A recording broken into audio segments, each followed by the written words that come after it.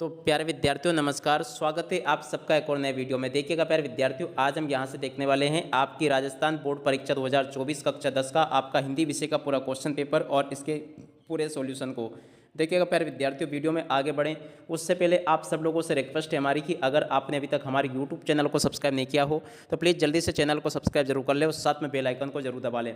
देखिएगा प्यारे विद्यार्थियों, A to Z पूरा का पूरा आज मैं यहाँ से आपको क्वेश्चन पेपर बताने वाला हूँ।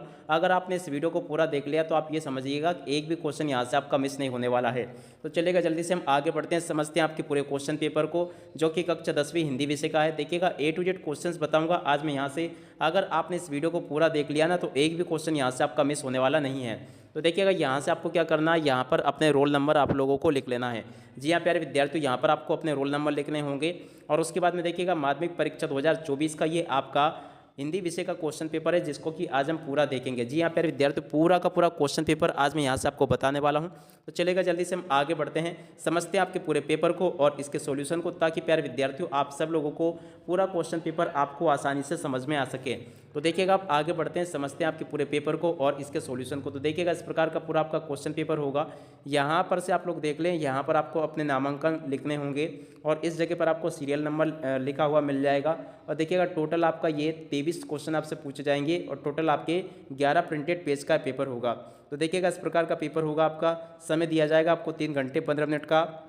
और देखिएगा प्यारे विद्यार्थियों, आपको क्या करना है, जैसे आपके हाथ में क्वेश्चन पेपर आता है, यहाँ से आपको इस क्वेश्चन पेपर को फाड़ना है और फिर इसके बाद में इसमें जो क्वेश्चंस दिए गए हैं उनको हल करना है। तो देखिएगा, यहाँ पर लिखा भी आप चाहे तो पढ़ सकते हो, प्रश्न पत्र को खोलने के लिए यहाँ फाड़े। तो देखो, यहाँ से आपको फाड़ना होगा तभी जाके आपका क्वेश्चन पेपर खुल पाएगा, ठीक है ना।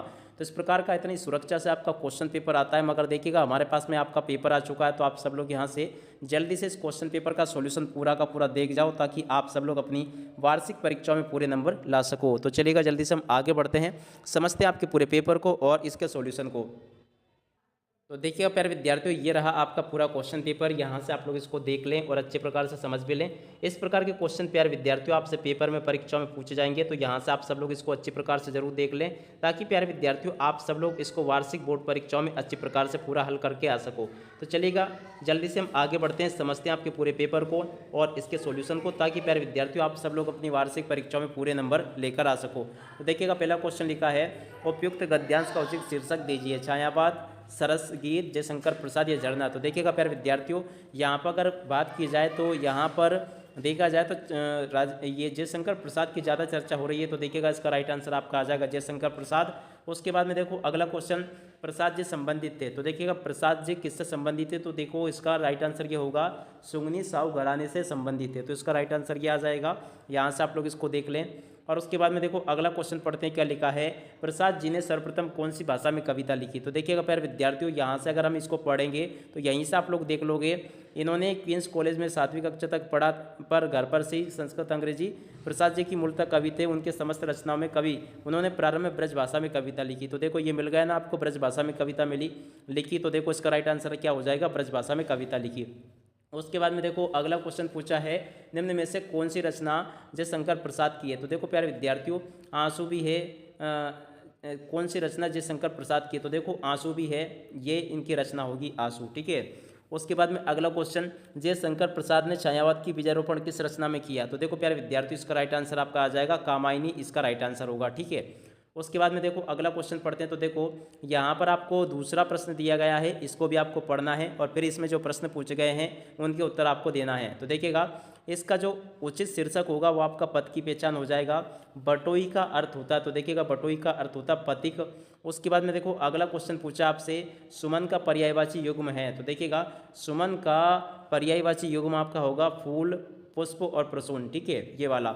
उसके बाद में अगला क्वेश्चन, उपयुक्त काव्यांश में कौन सी शब्द शक्ति का प्रयोग हुआ है। तो देखिएगा, कौन सी शब्द शक्ति का प्रयोग हुआ, अमिदा, लक्षणा या व्यंजना। तो देखिएगा, यहाँ से आप लोगों को लिख लेना व्यंजना, ठीक है। उसके बाद में अगला क्वेश्चन पढ़ते हैं, क्या लिखा है, प्रस्तुत काव्यांश में कंटकों के सर का अर्थ है। तो देखिएगा, कंटकों के सर का अर्थ क्या है, तो देखो दुख का है, सुख का, रेगिस्तान का, बगीचा। तो देखो प्यारे विद्यार्थियों, इसका राइट आंसर वैसे ये आना चाहिए, दुख का, ये वाला, ठीक है। उसके बाद में अगला क्वेश्चन पढ़ते हैं। तो देखो उन्मेष शब्द का अर्थ है। तो देखो उन्मेष का अर्थ क्या होता है? प्रकाश होता है, दीप्ति होता है, या उजाला होता है, या उपयुक्त सभी होता है। तो देखो यहाँ से आप लोगों को लिख लेना उपयुक्त सभी। उसके बाद में देखो अगला क्वेश्चन पूछा है, जॉर्ज पंचम की नाक कहानी है व्यंग्यात्मक। तो देखो इसका राइट आंसर आपका क्या आ जाएगा? व्यंग्यात्मक। ठीक है। उसके बाद में अगला क्वेश्चन देखते हैं। तो देखिएगा यहाँ पर आपसे प्रश्न नंबर 2 में इस प्रकार से रिक्त स्थान पूछे गए हैं। तो देखो पहला लिखा, गाय, आदमी, पुस्तक आदि शब्द संज्ञा का बोध कराते हैं। तो देखिएगा प्यारे विद्यार्थियों, यहाँ से आपको बताना है कि किस संज्ञा का बोध कराते हैं। तो देखिएगा प्यारे विद्यार्थियों, यहाँ से अगर देखा जाए तो समूहवाचक संज्ञा का बोध कराते हैं। ठीक है, या व्यक्तिवाचक संज्ञा भी आप इसको समझ सकते हो। इसके बाद में देखो, जिस सर्वनाम का प्रयोग के लिए किया जाता है उसे प्रश्नवाचक सर्वनाम कहते हैं। ऐसे शब्द जो संज्ञा सर्वनाम की विशेषता बताते हैं क्या कहलाते हैं? तो देखिएगा इनको कहते हैं विशेषण। ठीक है, अभिकारी शब्द ही शब्द कहलाते हैं। अनुज शब्द में उपसर्ग है। तो देखो अनुज शब्द में उपसर्ग क्या होगा? अनु, आ। ठीक है, उसके बाद में मानवता शब्द में मूल शब्द है। तो देखो मानवता का मूल शब्द क्या होगा? मानव। ठीक है ना, इसका मूल शब्द क्या है? मानव। उसके बाद में देखो अगले ये क्वेश्चन आपसे पूछे गए निम्नलिखित अति लघु उत्तरात्मक प्रश्नों के उत्तर आपको 20 शब्दों में देने हैं। तो देखो इनके उत्तर आपको 20 शब्दों में लिखने। व्यंजन संधि की परिभाषा, तत्पुरुष समास के 2 उदाहरण, कांट का उल्लू होना, मुहावरे का अर्थ, जैसी करनी वैसी भरनी लोकोक्ति का प्रयोग, यतीन्द्र मिश्र का जन्म कब और कहाँ हुआ, महावीर प्रसाद ने त्याग तर्क देकर स्त्री शिक्षा का समर्थन किया, बच्चे दंतोरित मुस्कान कवि के मन में क्या प्रभाव पड़ता है, गिरजा कुमार माथुर की किन 2 रचनाओं के नाम आपको बताना है, संगतकार कविता किसके महत्व पर विचार व्यक्त करती है। तो देखिएगा इस प्रकार के सभी क्वेश्चंस आपसे पेपर में परीक्षा में पूछे जाएंगे। आप लोग यहाँ से इसको पूरा देख लें। उसके बाद में देखो प्रश्न नंबर 4 पूछा है, माता का आंचल पाठ के बाल स्वभाव की विशेषताओं को आपको बताना है।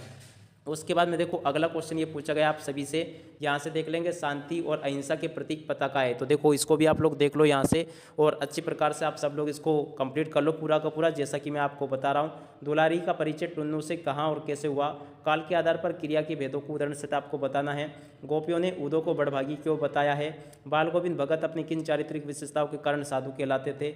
उसके बाद में ये क्वेश्चन और उसके बाद में ये वाले क्वेश्चंस आप सभी लोग प्यारे विद्यार्थियों यहाँ से इन प्रश्नों को देख लें और अच्छे से समझ भी लें। A to Z क्वेश्चंस आपके पेपर में परीक्षाओं में इसी प्रकार से आपसे पूछे जाएंगे। तो यहाँ से आप सब लोग इसको देख लें पूरा का पूरा। और देखिएगा यहाँ तक का मैंने आपको पूरा क्वेश्चन पेपर बता दिया। प्रश्न नंबर 16 जो पूछा गया है, रामवृक्ष बेनीपुरी का जीवन परिचय आपको बताना है। 17 क्वेश्चन को देख लें, प्रश्न नंबर 17 को देख लें, इसके बाद में इसके अथवा वाले क्वेश्चन को देख लें। टोटली आपके पेपर में इसी प्रकार के क्वेश्चंस आपको परीक्षाओं में देखने को मिलेंगे। और इसके अथवा में आपको अपठित ये गद्यांश दिया गया है, इसको आपको क्या करना है? पठित पद्यांश की प्रसंग व्याख्या करनी है। तो देखो इनमें से किसी की भी एक आप लोग व्याख्या कर सकते हो, चाहे तो इसकी कर ले या इसकी कर ले, दोनों में से किसी भी एक की व्याख्या आप लोगों को कर देनी है। उसके बाद में देखो 19वां क्वेश्चन देख सकते हो क्या पूछा गया इसमें, लक्ष्मण व परशुराम के मध्य हुए संवाद का उदाहरण सहित आपको बताना है। तो इसको भी देख लें आप लोग। और उसके बाद में 20वें क्वेश्चन को देख लें, 21वें क्वेश्चन को देख लें। इसी प्रकार के क्वेश्चंस प्यारे विद्यार्थियों आप सबसे पेपर में परीक्षाओं में आपसे पूछे जा रहे हैं। तो यहाँ से आप लोग देख लें इसको पूरा, आपका टोटली पेपर इसी प्रकार का परीक्षाओं में आपसे पूछा जाएगा। यहाँ तक का आप लोग देख लें इसको और पूरा का पूरा समझ भी लें। अब देखिएगा प्यारे विद्यार्थियों, इसी के साथ में इस वीडियो को यहीं पर समाप्त करते हैं। नमस्कार, जय हिंद, जय भारत।